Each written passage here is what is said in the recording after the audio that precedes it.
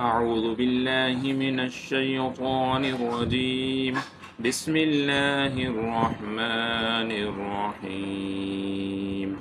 يا أيها المزمل قم الليل إلا قليلا نصفه أو انقص منه قليلا أو زد عليه ورتل القرآن ترتيلا إنا سنلقي عليك قولا ثقيلا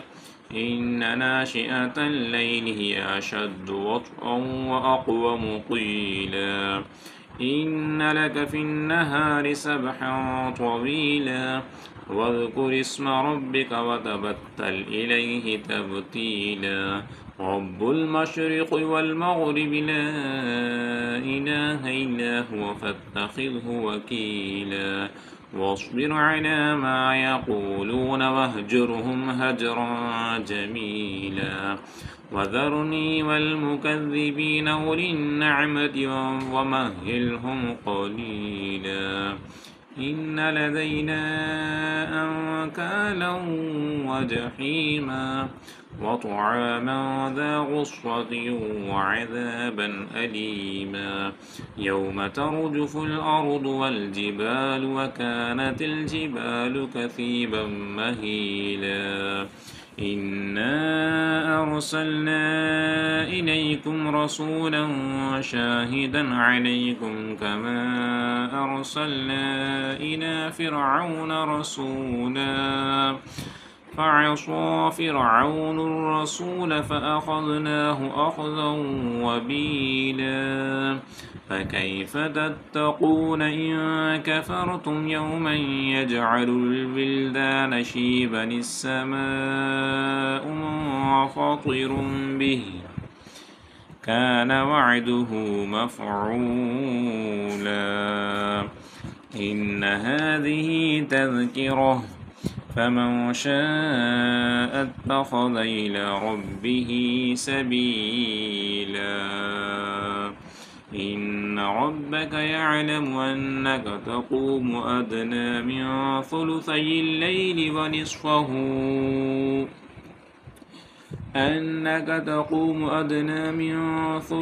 الليل ونصفه وثلثه وطائفة من الذين معك والله يقدر الليل والنهار علم أن لن تحصوه فتاب عليكم فاقرؤوا ما تيسر من القرآن علم أن سيكون منكم مرضى وآخرون يضربون في الأرض يبتغون من فضل الله وآخرون يقاتلون في سبيل الله فاقرؤوا ما تيسر منه وأقيموا الصلاة وآتوا الزكاة وأقرضوا الله قرضا حسنا وما تقدموا لأنفسكم من خير تجدوه عند الله وما تقدموا لأنفسكم من خير تجدوه عند الله هو خيرا وأعظم أجرا واستغفروا الله إن الله غفور رحيم صدق الله العظيم.